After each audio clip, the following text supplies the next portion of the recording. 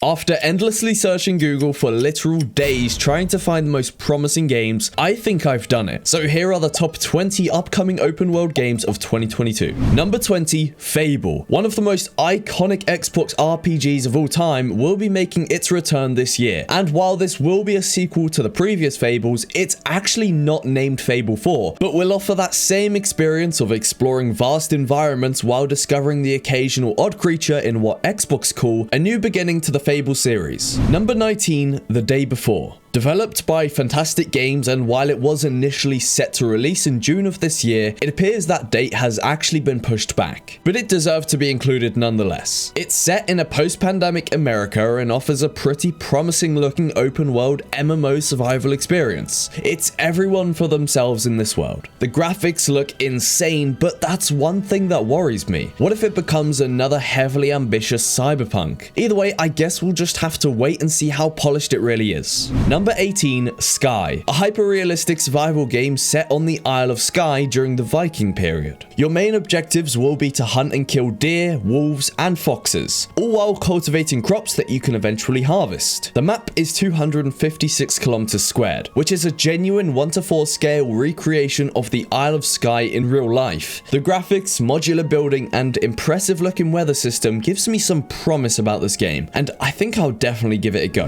Number 17, Stray. Play the role of a literal cat trying to find their way home to their lost family. It's set in an impressively big cyber city. There are of course unforeseen threats at every corner that'll set you back and make the trip harder than it first looks. It's crazy how often these insanely good looking games come about, and this one's no different. I might be a dog person, but this is almost just as good. Number 16, Earth from Another Sun. The most insane looking game I've come across in a while. While the environment might appear pretty barren at first, the galaxy is apparently filled with armies, different environments, and loads of communities. You're essentially in charge of an entire galaxy. There are hundreds of different weapons and abilities. You can even trade with others, smuggle things in, and fly all sorts of aircrafts. They vow to introduce new content every 2 weeks as well, which is why I can't wait to see how this game turns out. Number 15, Forspoken. An RPG exploration game which follows the journey of Frey, a young New Yorker who was sent to a harsh environment that is called Athia. You'll be learning magic and battling creatures in order to find your way home, which seems to be a common theme in these story-guided games. The realms of Athia, in which this game is set, is genuinely really beautiful and clearly super expansive. It might not be quite my type of game, but I know this will be a fan favorite for anyone who likes the open world genre. Number 14, Marvel's Spider-Man Remastered. It's back. This iconic New York swinging game, originally a PlayStation exclusive, is now making its way to PC this summer. The graphics of this one have once again been upped a notch, and while I'm not a big fan of Spider-Man, please still subscribe, the movement does look seriously smooth and impressive. As it should though, with a game about Spider-Man himself. Number 13, Dysterra. I am personally a big fan of this sci-fi based FPS survival game, as I've been following their Discord and even included it in a recent video of mine. It's as if you combine some cyber futuristic game with Rust, and boom, you've got Dysterra. There are numerous ways to navigate this hellscape, but teaming up with friends and killing other people for their loot is probably the most enjoyable way. There are also countless locations to explore and weapons to use, along with a pretty interesting base building system too.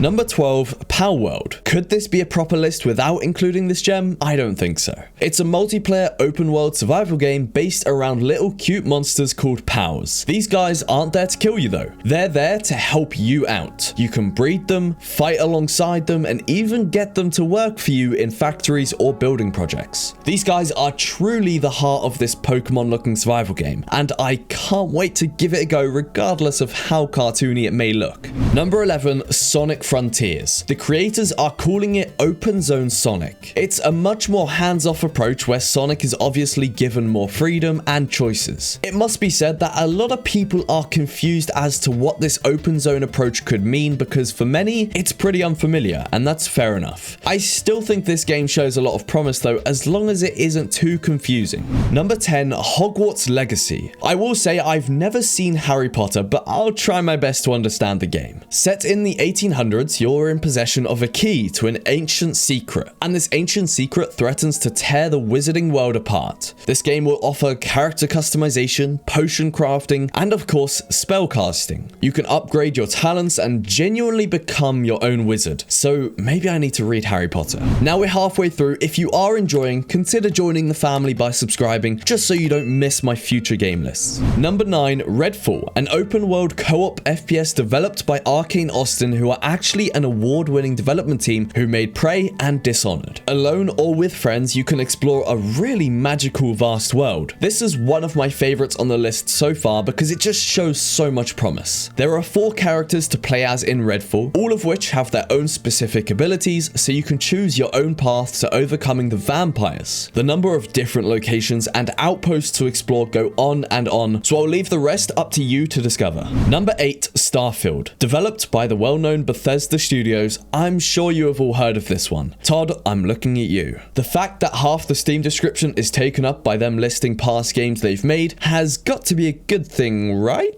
Anyways, once venturing beyond the solar system, you have the choice of settling on a planet or exploring you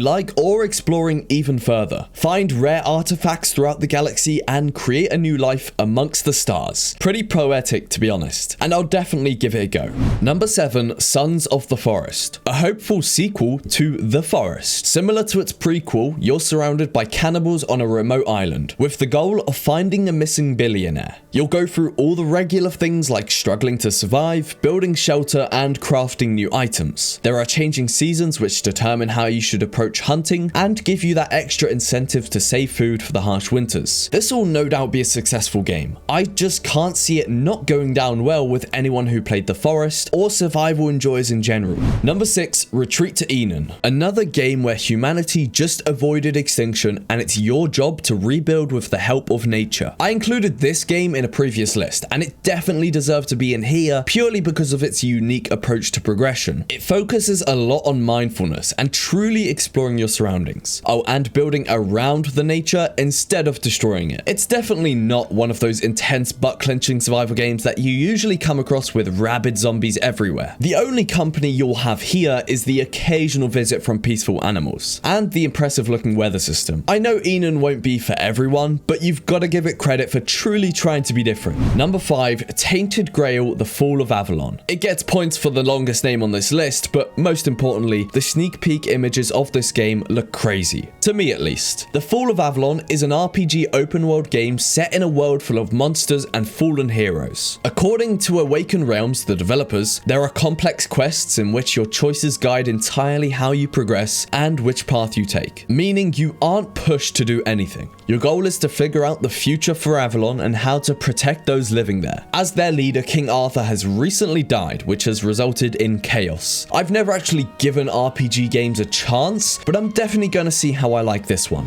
Number 4, Lodestar, another space game to add to this year's collection. As always, the goal is to get home by traversing through different planets with your friends or alone. Gather resources on the way, farm asteroids for precious gems, and survive. Even if you choose to play alone, you actually have AI companions that'll help you out. There are 8 different hostile planets, each with their own ecosystems and dangers, deadly aliens, and a lot of stuff that is just out there to kill you. Your spaceship is entirely upgradable, and you can optimize the layout for maximum efficiency. A lot of work has clearly been put into the level design for this game, given how detailed each planet is. Apparently, Lodestar is actually best with up to 8 people, so I can definitely see this game being a big hit, no doubt about it. Number 3, Stalker 2, Heart of Chernobyl. A game that perfectly showcases the future of open world games in my opinion. Obviously set in the deadly Chernobyl exclusion zone, it's full of enemies and so-called deadly anomalies. While this game isn't releasing in the time zone that was initially promised, like many games these days, it does look heavily ambitious and deserved the number 3 spot, I think. It's true to real life with its bleeding, starvation, and sleeping systems, and it looks like they're really going for that real life simulator with a blend of fantasy. It really combines FPS FPS and an immersive sim together into just a bundle of horror. The graphics are what stands out for me though. I know I'm a sucker for realism, but this is on another level, which is what you would expect for the Stalker franchise.